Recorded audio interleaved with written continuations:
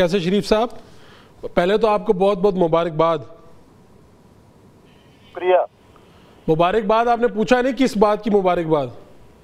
बिल्कुल, आपको पता है कि एक कामयाब धरना हुआ है तो उस पर मुबारकबाद आप दे रहे हैं। खैर मुबारक। नहीं, मैं तो आपको अरशद नदीम की मुबारकबाद दे रहा हूँ, क्योंकि धरना तो कामयाब नहीं हुआ। आप तो लेने गए थे, बिजली की कीमतें कम करवाने गए थे, आप यूनिट बढ़वा के ले आए हैं। देखिए, ये अंडरस्टैंडिंग में मसला आ रहा है जी। ये जो कल इन्होंने कीमतों में इजाफा किया है एडजस्टमेंट की मद में, अगर आप प्रीवियस महीनों में देखें तो इससे ज्यादा करते रहे हैं। इसमें भी अमली तौर पर कमी आई है, लेकिन हम इसको दुरुस्त नहीं समझते। हमने कल भी उनसे बात की है और बिल्कुल सबके सामने बात की है और वाज़ेह बात की है कि मोहसिन नकवी साहब तशरीफ लाए थे, अताउल्लाह तारड़ साहब थे, इसी तरह फाहद शहबाज साहब थे, बाकी भी उनकी बहुत सारे लोग उसमें शामिल थे। तो जमात इस्लामी ने अल्हम्दुलिल्लाह ये पहली दफा हुआ है कि अवामी मुतालबात पर हुकूमत से तहरीरी जुमानत ली हो और वज़रा ने दस्तखत किए हों और पूरी कौम और मीडिया के सामने उनका इकरार किया हो। देखें फारूक साहब, जो चीजें हमारी मेन 3 बड़ी चीजें जो हैं वो अल्हम्दुलिल्लाह हुई हैं। एक तो तनख्वाहदार तबके पर जो टैक्स था वो जो पिछले माली साल में था, इंशाल्लाह उसमें जाएगा। जो इजाफा किया गया था उसको वापस लिया जाएगा और आप देखेंगे कि तनख्वाहदार तबके को एक बड़ा रिलीफ जो है वो मिलेगा।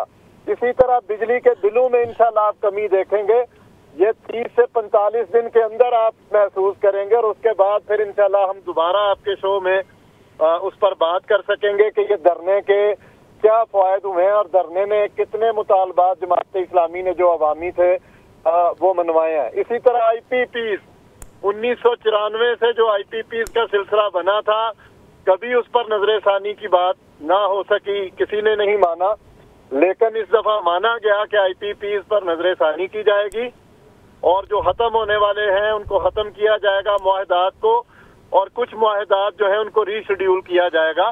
तो मैं ये समझता हूँ कि ये एक पुरअमन और कामयाब धरना है जिसने पाकिस्तान की सियासत में एक नई मिसाल कायम की है और इसका क्रेडिट जो है वो हाफिज नईमुर रहमान साहब अमीर जमात इस्लामी को जाता है, उनके कारकुनान को जाता है, पाकिस्तान की 25 करोड़ आवाम को जाता है। तो कैसे शरीफ साहब ये फिर कम्युनिकेट नहीं कर पाए आप लोग कम्युनिकेट नहीं कर पाए? लोग यहाँ पे ये क्यों बातें कर रहे हैं कि जमात इस्लामी को हुकूमत ने लॉलीपॉप दिया और जमात इस्लामी अपने 14 रोज़ा धरने का इख्तिताम करके घर चली गई?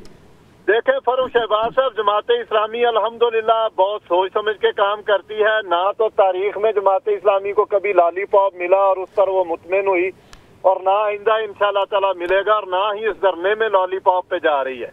हमारे मुतालबात जो थे उसमें बहुत बड़ा रिलीफ आपको महसूस होगा, वो आने वाला है।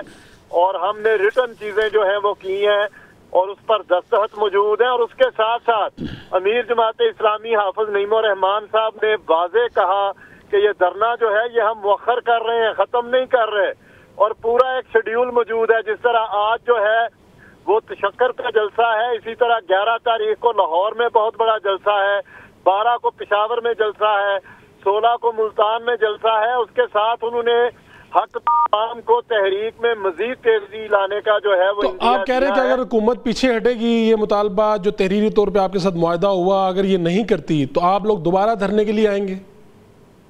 बिल्कुल आएंगे, और इस्लामाबाद और डी चौक और ये चीजें हमसे दूर नहीं है।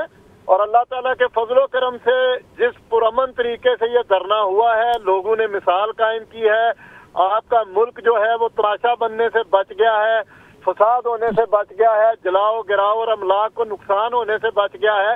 और यही एक जमहूरी मुल्क में तरीकाकार है जो आइन वज़ा करता है कि आप पुरअमन तरीके से अपने मुतालबात के लिए जद्दोजहद करें। तो अल्हम्दुलिल्लाह ये चीज जो है वो जमात इस्लामी ने की है। जमात इस्लामी ने एक तारीखी और बड़ी कामयाबी हासिल की है। आपका जो धरना है, तारीख में पहले नहीं मिलती। जो आपके 10 मुतालबात थे, जिसे हाफिज साहब कह रहे थे 7 थे, फिर बढ़ के आगे 10, ये जो मुतालबात हैं ये तो बड़े जेन्युइन और अवामी से मुतालबात है। तो आपने दूसरी सियासी जमातों से इन मुतालबात के ज़रिए रब्ता क्यों नहीं किया? पाकिस्तान तहरीक इंसाफ है, पाकिस्तान पीपल्स पार्टी भी इवन चले हुकूमत का कहीं ना कहीं हिस्सा है, बाकी जो दीगर सियासी जमातें उनके सामने क्यों नहीं? ये IPP सिर्फ आपका मेरा मसला तो नहीं है, पूरे पाकिस्तान का मसला है। तो आपने कोई राब्ते किए इस हवाले से? देखिए, हमने बार बार जो है अपने धरने के स्टेज से भी दावत दी तमाम सियासी जमातों को, कारकुनान को, लेकिन ये जो धरना है इसके हमारे सियासी मकासद नहीं थे फरूख साहब। ये धरना खालिस्तन जिस तरह आपने कहा कि अवामी मकासद थे और अवाम के रिलीफ के लिए जमात इस्लामी ने ये सारी एफर्ट और जद्दोजहद की और करेगी इंशाल्लाह। देखिए, ना तो इलेक्शन अभी करीब है, ना ही उसके कोई आसार नजर आ रहे हैं। जमात इस्लामी ने खालिस्तान अवाम को जो तकलीफ मिल रही थी और मुसलसल उनकी जिंदगी जो जीरन हो गई थी और उनका गुजारा करना जो है वो मुश्किल हो गया था, बिजली के बिलों की वजह से, IPPs के जालमाना मुआहदों की वजह से, तनख्वाहों पर टैक्सेस की वजह से, इनके लिए हमने किया था। हमने इसलिए किसी को मना नहीं किया कि कोई ना आए। दीगर सियासी जमातों के कारकुनान बड़ी तादाद में आए जिन्होंने हाफिज नईम रहमान साहब से उम्मीद बांधी है, जमात इस्लामी से उम्मीद बांधी है। हमने उनको वेलकम किया और आइंदा भी हमारी जो तहरीक है हक दो अवाम को वो चल रही है और उसमें हम तमाम सियासी जमातों के कारकुनान को वेलकम कहेंगे। और खालिस्तान ये तहरीक जो है ये अवाम को हक दिलाने के लिए है और ये इंशाल्लाह और ज्यादा पुरजोश तरीके से जारी रहेगी और हम आगे बढ़ेंगे। ठीक है, बहुत शुक्रिया आपका कैसर शरीफ साहब। जमात इस्लामी का 14 रोज़ा बाद धरना ख़त्म हुआ, जलसा चल रहा है, यौम तशक्कुर के तौर पे इसे मना रहे हैं और वो कह रहे हैं कि हमें कामयाबी हासिल हुई। अगर ये मुतालबात से पीछे हुकूमत हटती है तो हम दोबारा आएंगे, इस्लामाबाद भी आएंगे, डी चौक भी आएंगे और अपने मुतालबात मनवा कर जाएंगे। ये मामला हैं, शायद आवाम को इससे रिलीफ मिले और पहली मरतबा शायद अवामी मुतालबात पर इस तरह से बात भी हुई, लोगों तक कम्युनिकेशन भी हुई, लोगों को समझने का मौका भी मिला कि IPPs और बाकी जो मुतालबात हैं ये क्या थे। प्रोग्राम का वक्त ख़त्म होता है जी। अपने मेज़बान फ़ारूक वड़ाइच को इजाज़त दीजिए। अल्लाह ने